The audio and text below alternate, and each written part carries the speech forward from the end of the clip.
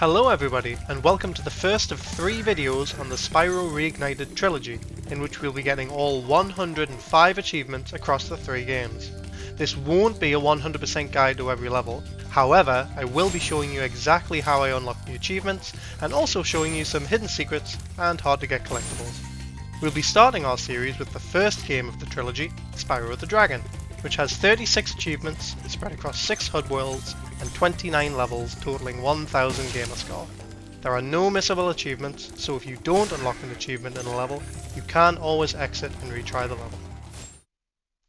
We start our adventure with a bit of background into the Dragon Realms and get introduced to our antagonist, Gnasty Gnorc, who, in a fit of rage, turns all the dragons in the realm into crystal statues. With our main objectives of saving the dragons and defeating Gnasty, we get dropped into our first hub world, the Artisans' home. We can find portals to 5 other levels here: Dark Hollow, Town Square, the boss Toasty, Sunny Flight, and the level we'll be starting off with, Stone Hill. The achievement in Stone Hill is Sheep Kebab, and the requirements are to use your flame, not your charge attack, on 10 sheep. Most of the sheep are in the large area with the tower, but don't worry if you don't flame every sheep you see, as there are more than enough in the level, and they do respawn.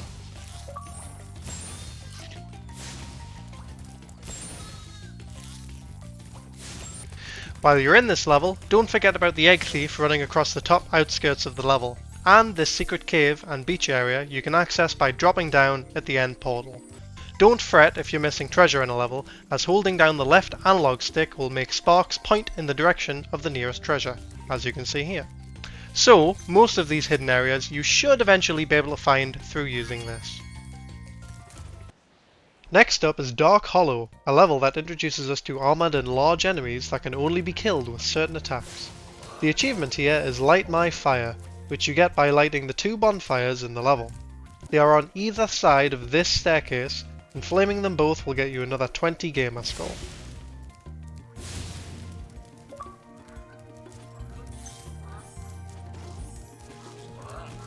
Just by the bonfires is a small inlet you can glide to for an extra life and some treasure. Next, let's finish up the hub world. The achievement here is Hop, Skip and Jump. You need to find the first flight level, Sunny Flight, which is hidden behind a wall next to the waterfalls. You can lower the wall by jumping on these 5 stones in any order. Later on in World 3, the dragon that you rescue will give you a hint about finding this level, but you can unlock it at any time, as you can see. We also are going to get our first skill point in the game by charging, jumping and gliding on top of this ledge.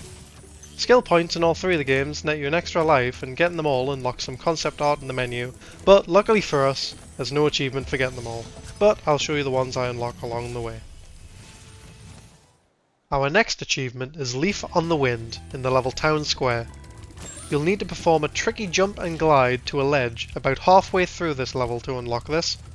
Personally, I always find it useful to charge just before I jump for that little bit of extra speed and distance.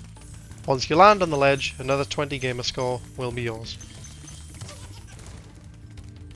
Next up is the Artisan's boss, Toasty. Once you've beaten any of the 3 levels you've seen so far, the dragon head in the hub will open up, allowing you access to this level. Now this stage is actually quite a leap in difficulty, despite being the smallest level in the game, and that's entirely because of these damn dogs. My advice for dealing with them is to flame, quickly sprint away, and then turn back and flame them again while they're resetting. Mastering this is going to be vital, as you need to beat the boss without taking a hit. Burnt Toast is the name of this achievement, and you need to get through all 3 rooms of the boss without getting flattened by the dogs. Each room has 1 more dog in than the last, but luckily Toasty himself is absolutely harmless.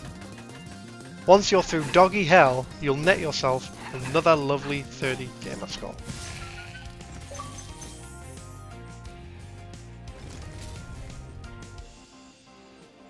Finishing up the Artisan's home is the hidden flight level Sunny Flight.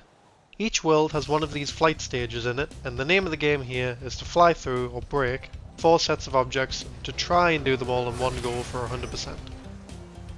Our achievement for this level though is completely unrelated to all that. The achievement here is called Barnstormer, and personally I think it's really badly worded in its description. The arch that it wants you to do a loop-de-loop around is actually the arches of the train track bridge, and not the arches you fly through for the speedway. Regardless, pressing the right bumper while you're flying will make Spyro do a loop-de-loop.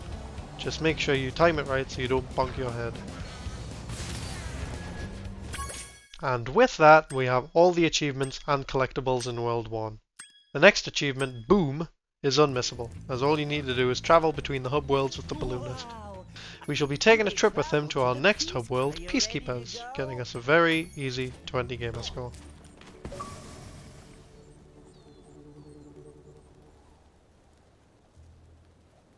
Peacekeepers is the home of our next 5 levels: Dry Canyon, Cliff Town, Ice Cavern, Night Flight, and the boss, Dr. Shemp. Firstly, we'll be getting all collectibles in the hub as well as the achievement Shoot the Moon.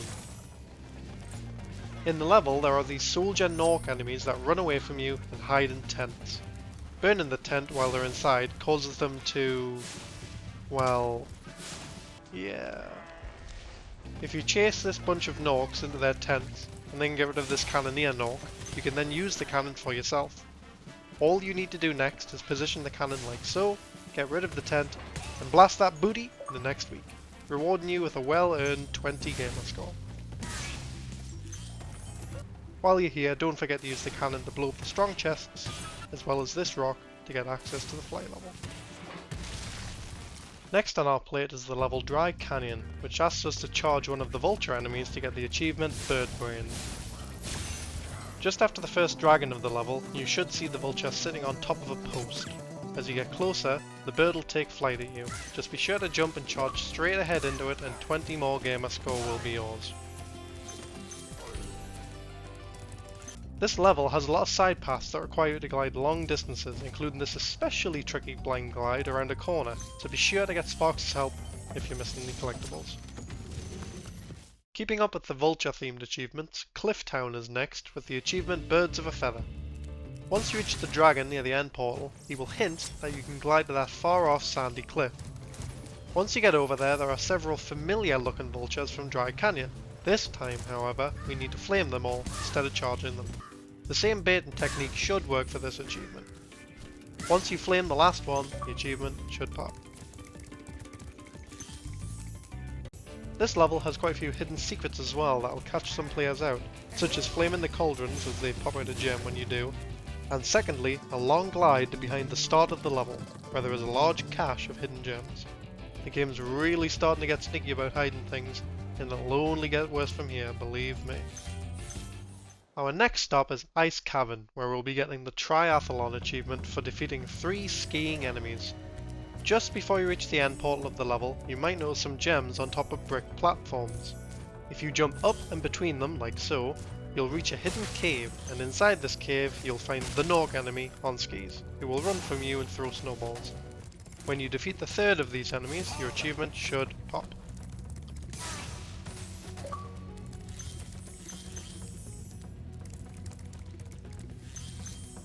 Also, here's a hint for new players. You may notice a high up platform at the end of the level with 3 extra lives on it. If you backtrack all the way to the very start of the level and glide around the corner between the 2 pillars of ice, you'll be able to collect them. Neat!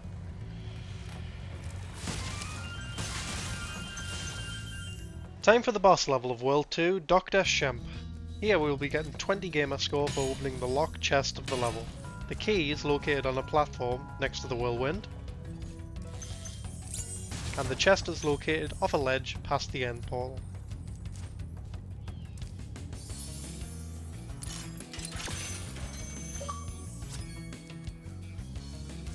We also pick up the skill point for defeating the boss without taking a hit.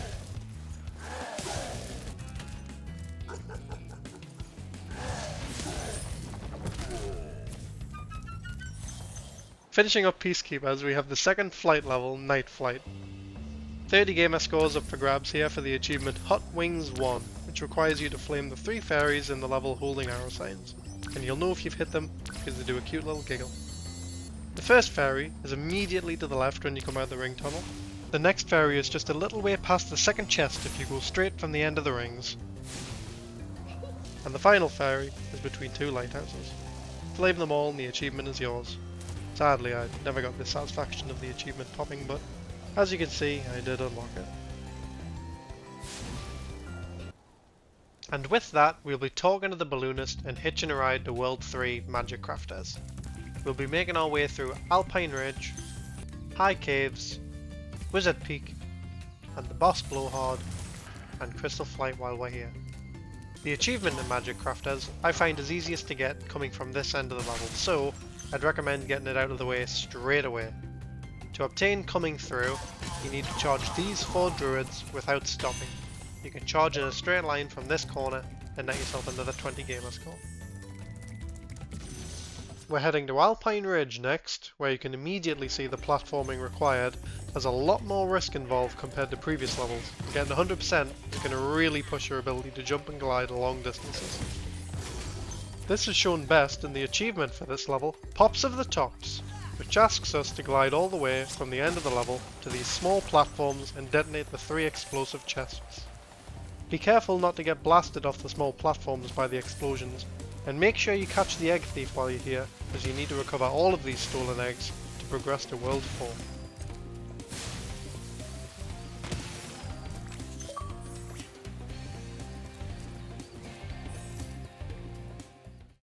The next achievement in our list is Arachnophobe in the level High Caves, which will award 20 gamer score for defeating all the armoured spider enemies in the level. There is a cave entrance at the beginning of the level that houses the spider enemies you need to defeat, but sadly, you are unable to flame or charge them, so you're going to have to head the other way through the level for now. Eventually, you'll make your way into an open area with a big chasm, and you'll find another entrance to the cave. Charge your way through, making sure you defeat the wizard enemies along the way, and reach the fairy at the end. After getting a little smooch, you'll gain a temporary upgrade to your flame, which finally lets you flame the spiders.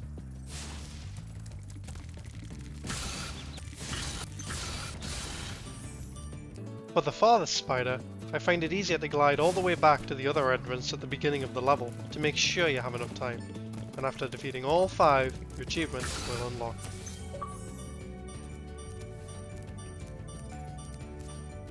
Wizard's Peak achievement Egg Hunt requires you to find a very well hidden egg thief. You need to start at the first supercharge ramp and charge all the way down and back up 3 ramps, then jump and glide to the far platform as you can see in the video. Then your thief is hiding away behind the wall in front of you. You really want to hug the wall when you get this guy so Spyro doesn't slip off. Now when you're in this level, don't forget to use the supercharge to bust open this strong chest, as well as doing some blind glides from a side path to get those 2 really annoying ice wizards.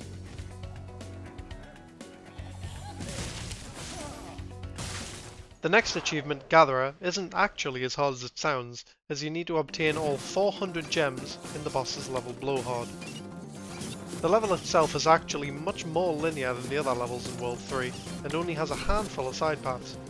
Most of the gems in the level come from defeating enemies as well as Blowhard himself. You can use the sped up guide I'm showing you to see the path I took to get all the gems in the level. Just maybe don't forget about the 1 dragon in the level and all the treasure next to it like I did. Not my finest moment, I'll admit.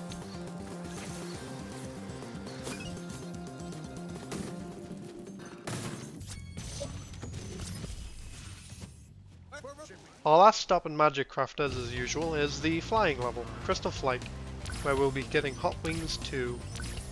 This achievement is actually much easier than its first iteration, as the fairies are directly in your path, so are pretty hard to miss, and there's only 2 to flame. Again, listen out for the giggle so you know that you flamed them properly. The first one is just a little ways past the first arch, and then following the arches, the next one is just past the 7th. Tag them both and net yourself a neat 30 gamer score. Like I mentioned earlier, once you've rescued every egg, you'll be able to ask the balloonist to take you to our next world, Beastmakers, which is the home of some of the more infamous levels and achievements. Here we'll find Terrace Village, Misty Bog, the dreaded Treetops, our boss Metalhead, and the well-hidden Wild Flight. But before all that, let's obtain our hub world achievement, Mushroom Hunter, for flaming the 5 hidden mushrooms. The shrooms we're looking for are the big glowing blue ones you can see here. The order I found them was this one hidden behind the Wild Flight portal, then this one near the Treetops portal, this big guy next to the Metalhead portal. Then I scaled the ruin opposite and carefully made my way to the other side to find the one that you saw at the beginning of the level. And then finally I found the sneaky one by the Misty Bog portal, which granted me a lovely 30 gamer score.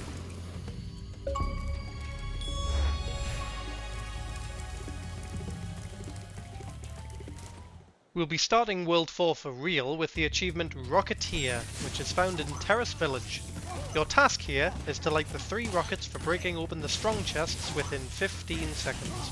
And it's not the most difficult task. However, the biggest mistake you can make is accidentally lighting this one first. The other 2 rockets are up on the platform above you, and you can only get to them by gliding from the very end of the level, meaning if you flame that one first, you'll be quitting out of the level to try again. The proper way you want to light them is like this.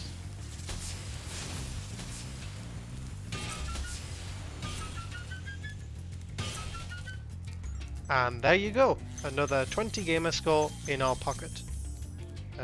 Eventually.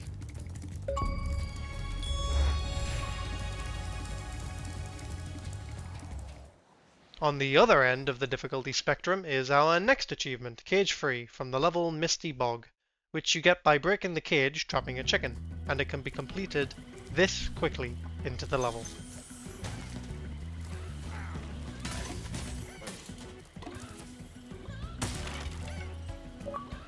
Very nice.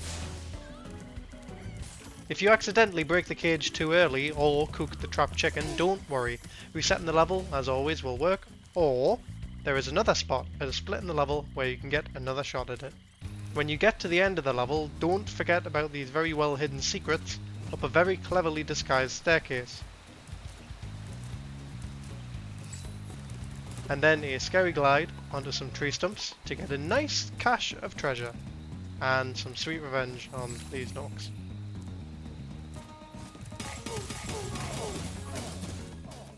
Next up is the most infamous level in the game, Treetops, loved and loathed by many for its supercharged challenges. Luckily, the achievement launch date doesn't directly involve these, as all you need to do is charge along each supercharge ramp once, which I will show you now.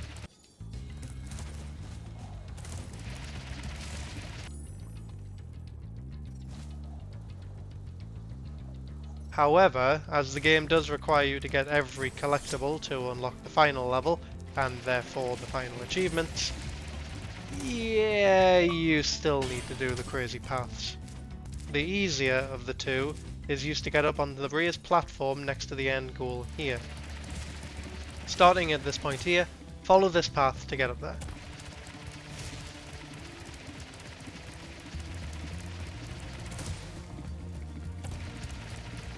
Make sure you aim for the shack as well, so you don't supercharge to a very embarrassing death. The second and most infamous path is to get all the way to that far platform with the dragon on. Starting at this point, next to the checkpoint, you follow this path.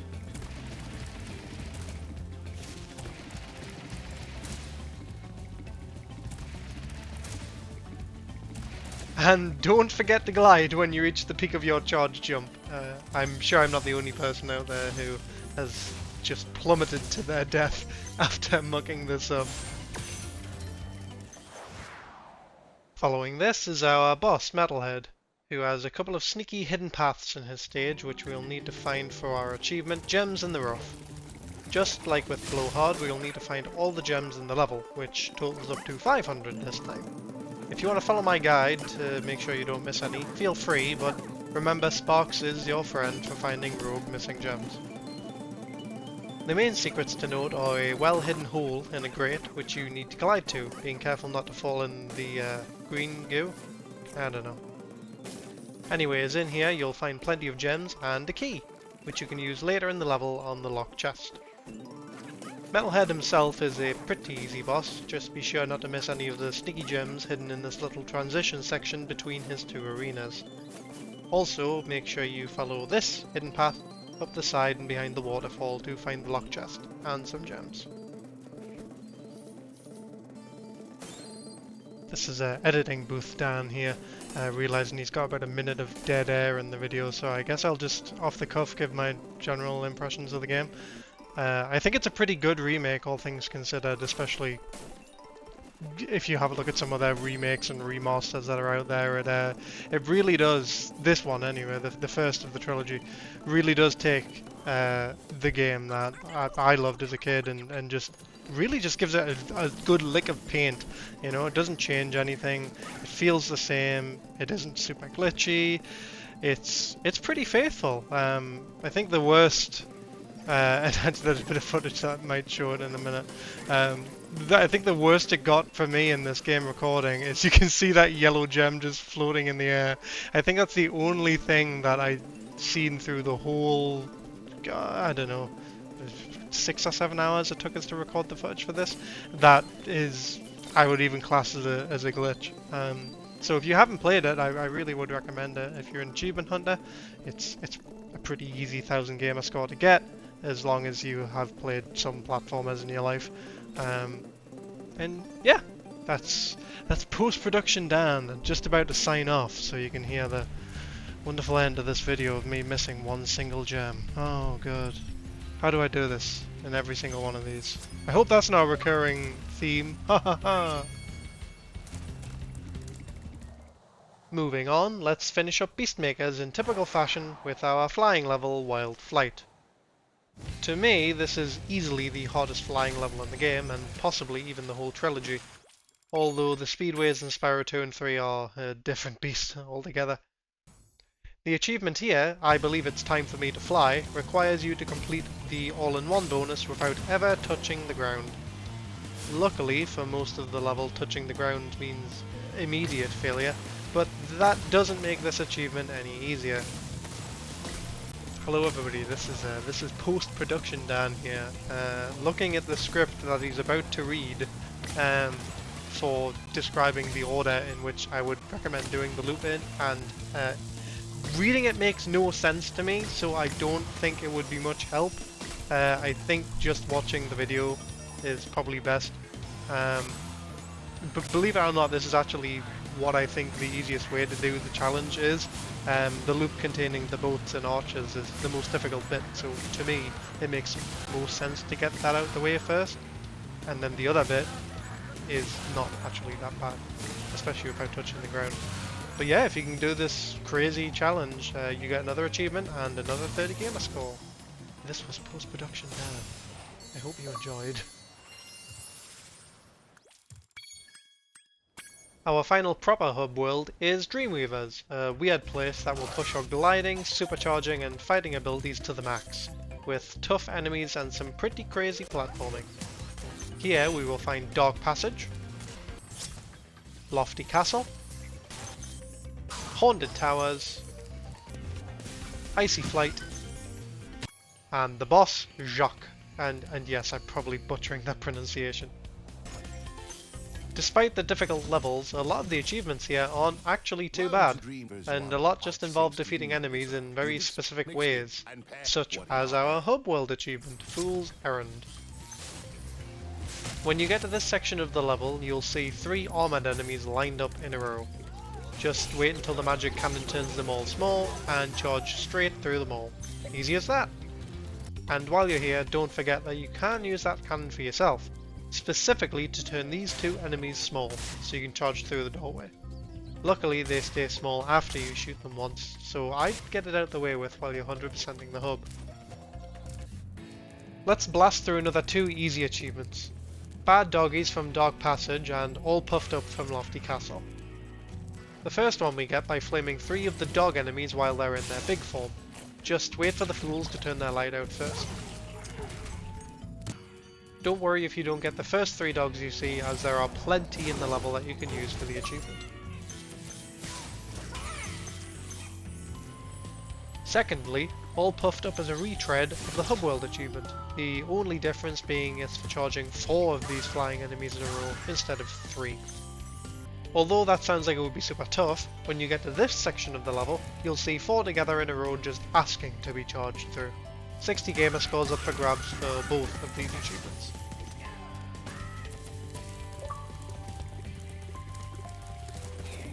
Haunted Towers is up next, and the achievement here, Scrap Metal, is a little more involved. You'll immediately see a pile of armour on the floor when you land in the level, and these piles can turn into the inflammable, unchargeable enemies that you see here. And like with Arachnophobe, we'll need a helping hand to let us deal with it. There are several fairies scattered across the level which will upgrade your flame attack and let you roast the tin soldiers. I'll show you where the fairies are and which soldiers I'd recommend flaming with their specific upgrade.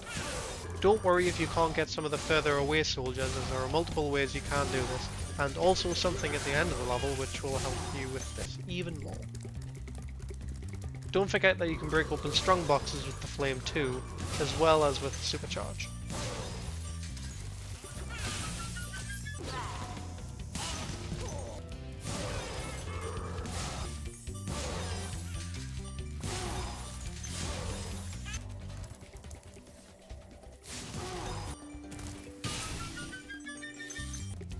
Starting with the supercharge ramp here, follow the path I take to get to the final dragon, treasure and soldiers in the level.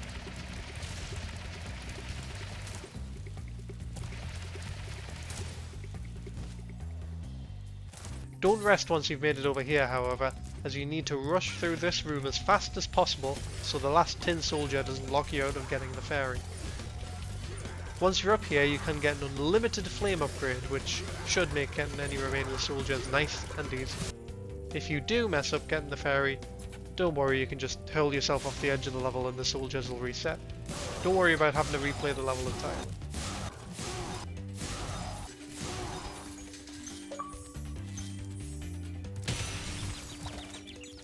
Next up is Jacques. Jaques-tacular is the achievement here for defeating 4 nightmare beasts, that's these things, in one glide. Just like the other achievements in this vein, there's a specific place in the level where you can carry out your glide. Just past the hidden dragon of the level is a pool of lava and a whirlwind. Go up the whirlwind and try and keep a tight line whilst flaming the 4 enemies like so. It's very easy to clip the platforms and either fall or land on them, but luckily, if you need to retry, the checkpoint is really close by. Finishing off World 5 is Icy Flight, which again asks you to do the whole level without touching the ground. Although I'd like to say this level is easier to do whilst remaining flying, it is a very cramped flight level. Just like last time, I'll show you my path for beating the level, and again it's kind of difficult to explain. I like to think of the obstacles in 2 groups, the chests and the lighthouses, and then the barrel trains and the copters. If you follow the path through the level that I'm showing you, you should have plenty of time to spare at the end, so don't worry if you miss something and have to double back on yourself. Once you get your all-in-one, your achievement should pop. Eventually. And 40 gamer score is yours. With that, we finally reached the last hub, Gnasty's world, which is also the shortest world with only 2 normal levels in Gnorc Cove and Twilight Harbour. Our boss fight against Gnasty Gnorc, and then the 100% reward level, Gnasty's Loot. The hub world achievement, I'm in the money, is unlocked by gaining access to Gnasty's Loot, so we'll get that one later. Progression through the world is linear, so let's start with Gnorc Cove. The achievement Ratastic is up for grabs here, where we need to make it through the whole level without killing a single rat. The rats in this level are the fodder enemies for Sparks to get his health back, so the challenge in this level is a mix of spatial awareness and trying not to get hit too much. It's much easier just to play the level twice, one time for the achievement and one time to get all the collectibles, but because I'm insane, I got the achievement on my first and only run. A measly 20 gamer scores your reward for this oddly hard challenge.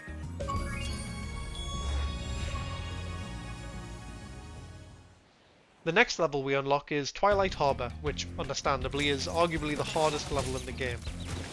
There are loads of enemies and some of them have crazy attacking range and knockback on their attacks. We'll be obtaining what really grinds my gears in this level, which you get by flaming 6 hidden gears in the level. Personally, I'd recommend making it all the way through the level first, defeating every enemy in your way before getting any of the gears, as they all come back if you die, even if you hit a checkpoint.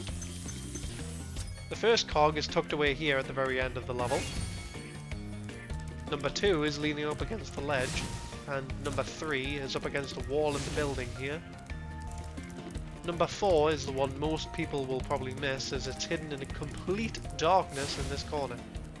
Very mean. Number 5 is pinned high up on this wall. Just jump up and flame it from inside the door. And number 6 is next to the whirlwind at the beginning of the level.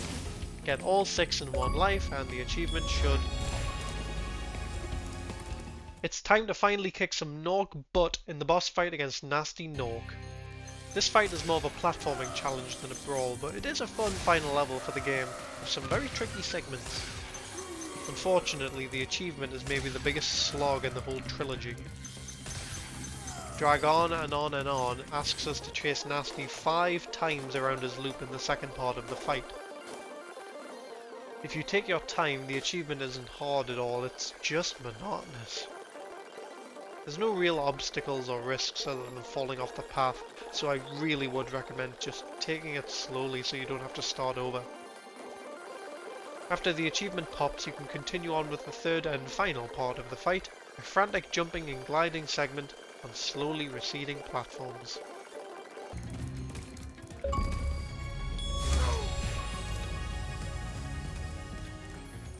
Now, if you've been 100%ing every level as you go, you should only have one last collectible to get, and that is this dragon in the middle of Gnasty's world that you can only get after beating Gnasty Gnorc. After you release and talk to him, you should unlock Gnasty's loot, and with that another 30 gamer score for our Hub World achievement.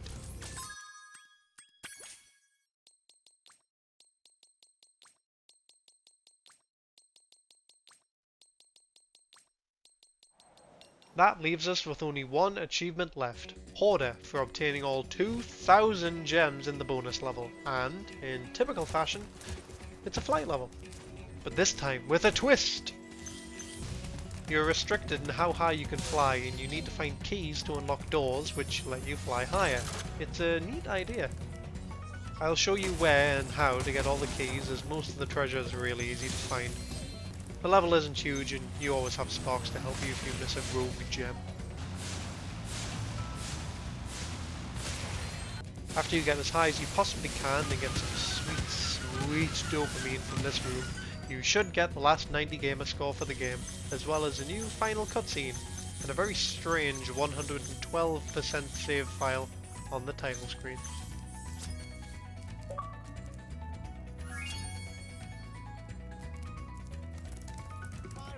And with that, that's the first game in the trilogy down. 1000 out of 3000 gamer score.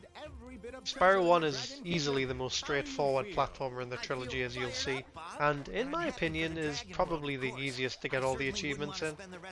The next two games can sometimes get a bit mean with what they ask you to do, but that, my friends, is a video for another day. Thank you very much for watching, and I hope to see you all when we take on Spyro 2, Ripto's Rage. Was a worthy opponent. Uh-oh, here we go again!